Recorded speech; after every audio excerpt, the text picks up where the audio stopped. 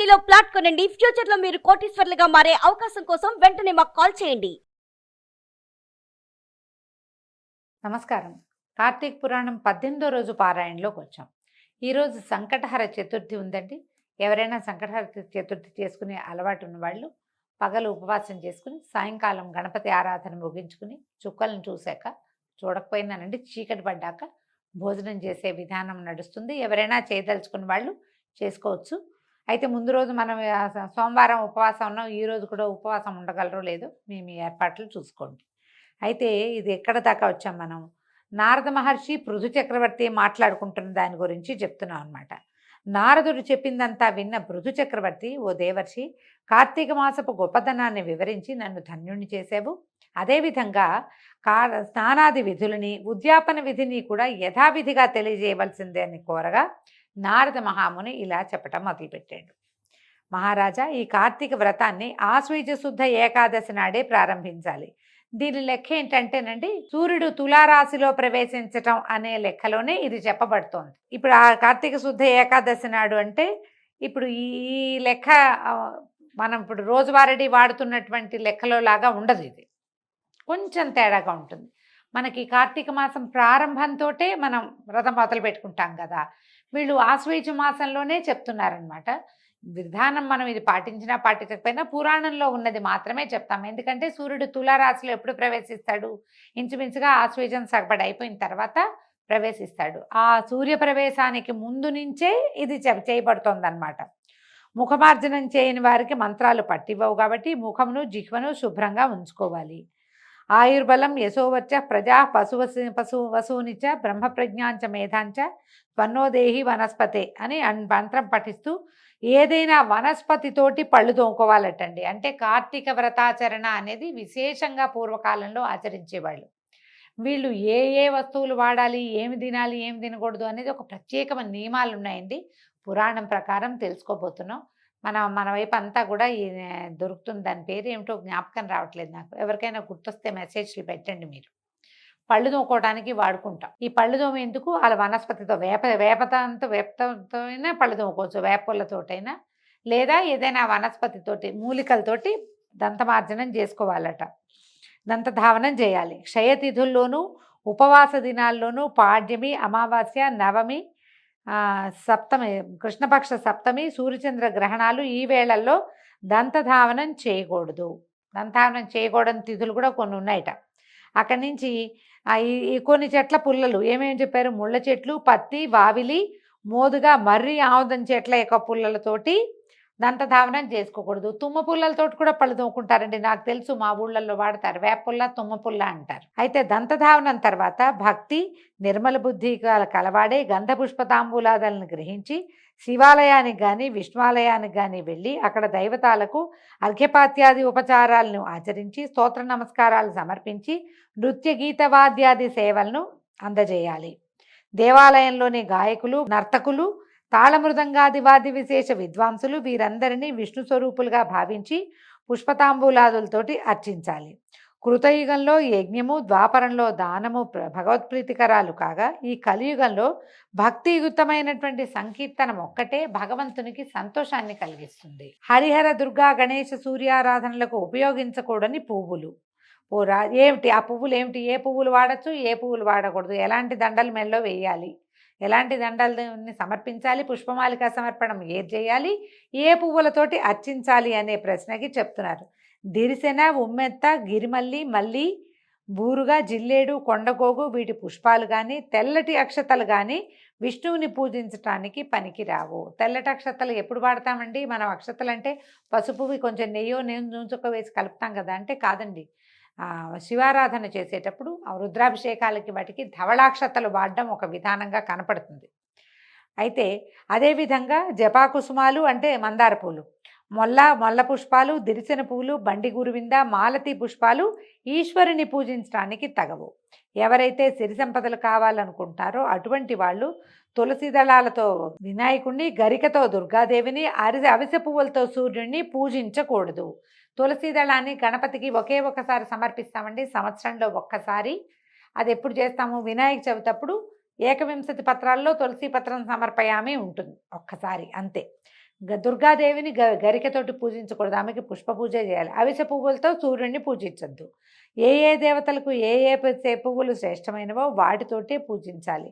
అలా పూజించినా కూడా మంత్రహీనం క్రియాహీనం భక్తిహీనం సురేశ్వర యత్పూజితం మయా దేవా పరిపూర్ణం తదస్తుతే. అంటే ఓ దేవా, మంత్రక్రియాధిక లోపభూయిష్టమైనప్పటికీ నా చేతి చేయబడినటువంటి పూజ నీకు పరిపూర్ణమగునుగాక అని క్షమాపణని చెప్పుకోవాలి.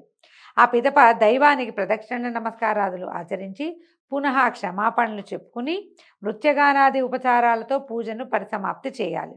ఎవరైతే కార్తీక మాసంలో ప్రతిదినము రాత్రి శివ పూజను కానీ విష్ణు పూజను కానీ ఆచరిస్తారో వాళ్ళు సమస్త పాపాల నుండి విడిపడిన వాళ్ళై వైకుంఠాన్ని పొందుతారు. ఇందులో విశేషంగా చెప్తారండి, ఉదయకాలాదుల్లో విష్ణువార్చన, సాయంకాలాల్లో శివార్చన చాలా విశేషమైనవి. మనం దేవాలయాలకు వెళ్ళేటప్పుడు కూడా పొద్దుటి పూటే విష్ణువాలయానికి వెళ్ళాలి, సాయంకాలం శివాలయానికి. ఈ కార్తీకంలో సాయంకాల శివారాధన చాలా విశేషమైనదిగా చెప్తారు. ప్రదోష వేళ అర్చన మంచిది.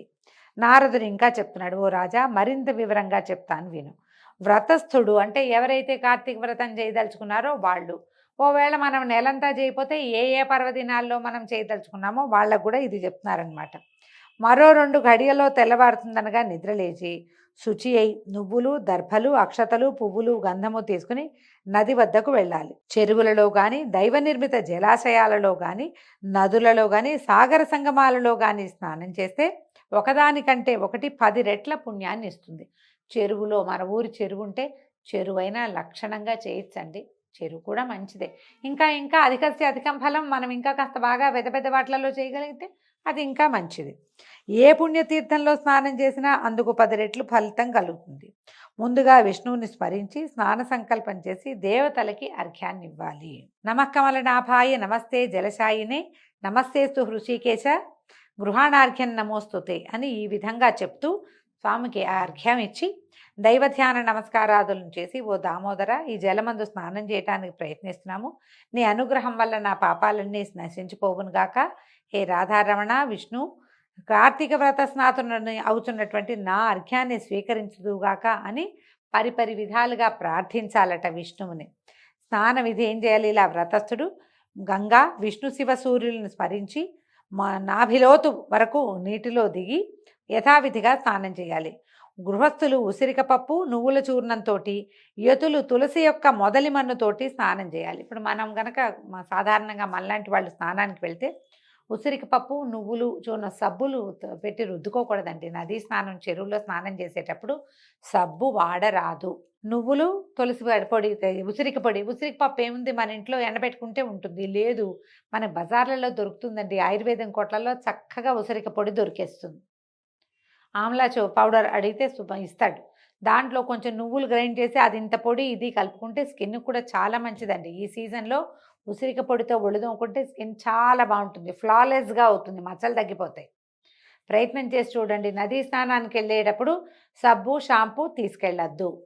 మీరు నదులని పాడు చేస్తారు, ఆరోగ్యాన్ని పాడు చేసుకుంటారు. స్నాన విధి ఏదైతే మనం చేసామో దాని ఫలితాన్ని పొందరు. పొరపాటును కూడా నదీ స్నానంలో సబ్బు వాడకూడదు. అయితే ఈ యతులు ఎవరైతే యతీశ్వరులు ఉంటారో వాళ్ళు తులసి యొక్క మొదలి మనతో, తులసి చెట్టు తాలూకు మూలంలో ఉండే మట్టితోటి స్నానం చేయాలట. మళ్ళీ ఇందులో కూడా విధియ సప్తమి దశమి త్రయోదశి అమావాస్య ఈ 6 తిథుల్లోనూ నువ్వులతోనూ ఉసిరిపళ్ళతోటి స్నానం చేయకూడదు. ఈ నువ్వుల స్నానంలో కూడా విధిగా ఈ తిథులు పనికిరావట. శరీర శుద్ధికి స్నానం చేసి ఆ తర్వాతనే మంత్ర స్నానం చేయాలి. ముందు మామూలుగా ఒళ్ళుదోముకోవటం అలాంటివి చేసేసి ఆ తర్వాత మంత్రస్నానం తర్వాత చేయాలట. స్త్రీలు తదితరులు బ్రాహ్మణేతరులు పురాణోక్త మంత్రాలతోటే స్నానం చేయాలి. స్త్రీలకి తప్పకుండా స్నానానికి ఎవరైనా మంత్రం చెప్పుకునే వాళ్ళు దొరకాలండి. మంత్రం చెప్పుకుని స్నానం చేయటం పురాతనమైన తెలుగు నావలలో పుస్తకాల్లో మన శ్రీపాద సుబ్రహ్మణ్య శాస్త్రి గారి కథల్లో కూడా మంత్రం చెప్పించుకుని స్నానం చేయటం అనేది కనపడుతుందండి. పురుషులకు అక్కర్లేదు, స్త్రీలకి మంత్ర విధి స్నానం అవసరమట. భక్తిగమ్యుడై ఎవరు దేవకార్యార్థం త్రిమూర్త్యాత్మకుడయ్యాడో సర్వపాపహరుడైనటువంటి ఆ విష్ణువు నన్ను స్నానం చే పవిత్రుని చేయుగాక. విష్ణువాజ్ఞాపరులైన ఇంద్రాది సమస్త దేవతలు నన్ను పవిత్రుని చేయుదురుగాక. రహోయజ్ఞ మంత్రబీజ సంయుతాలైన వేదాలు వశిష్ఠ కశ్యపాది మునివరిష్ఠులు నన్ను పవిత్రుని చేయుదురుగాక. గంగాది సర్వనదులు, తీర్థాలు, జలధారలు, నదీ నదాలు, సప్తసాగరాలు, హ్రదాలు అంటే చెరువులు నన్ను పవిత్రుని చేయుగాక. ముల్లోకాల్లోనూ గల అరుంధత్యాది పతివ్రతామ తల్లులు, యక్షసిద్ధ గరుడాదులు, ఓషధులు, పర్వతాలు నన్ను పవిత్రుని చేయుగాక. ఉపరిమంత్రయుక్తంగా స్నానం చేసి చేతియందు పవిత్రాన్ని ధరించి, పవిత్రం అంటే దర్భతోటి చేస్తారండి, దాన్ని పవిత్రం అంటారు. ఇది బ్రాహ్మణులకు ప్రత్యేకమైన విషయం, వాళ్ళ దగ్గర అవకాశం ఉంటుంది, వాళ్ళు చేస్తారు. అది దేవ ఋషి పితృతర్పణాలను విధిగా చేయాలి. మనం ఎవరితోటైనా బ్రాహ్మణేతరులు కూడా ఎవరితోటైనా మంత్రం చెప్పించుకుంటే వాళ్ళు పవిత్రం పెడతారు మన చేతికి. గమనించండి, ఇది మామూలుగా అన్ని చోట్ల కుదరదు, కానీ ఏదైనా నదాలు, గంగా నది, ఇలా మనం నదీ స్నానాలకు వెళ్ళినప్పుడు అక్కడ ఎవరైనా పురోహితుడు దొరికితే ఈ అవకాశం కుదురుతుంది. దేవ ఋషి పితృతర్పణాలని విధిగా చేయాలి. కార్తీక మాసంలో పితృతర్పణ పూర్వకంగా ఎన్ని నువ్వులైతే విడవబడతాయో అన్ని సంవత్సరాల పాటు అతని యొక్క పితృదేవతలు స్వర్గంలో నివసిస్తారట. ఈ తర్పణానంతరం నీటి నుంచి తీరానికి చేరి ప్రాతకాల అనుష్ఠానం, సంధ్యావందనాది విధులు ఏమైనా ఉంటే అవి నిర్వహించుకుని విష్ణు పూజను కానీ శివ పూజను కానీ చేసుకోవాలి. తర్వాత అర్ఘ్యమంత్రాలు, అర్ఘ్యం సమర్పించి క్షేత్రతీర్థ దైవతాలని స్మరించి సమర్పించాలి. అనంతరం పారీణులైనటువంటి బ్రాహ్మణులకు భక్తిపూర్వకంగా గంధతాంబూలాదులనిచ్చి పూజించి నమస్కరించాలి.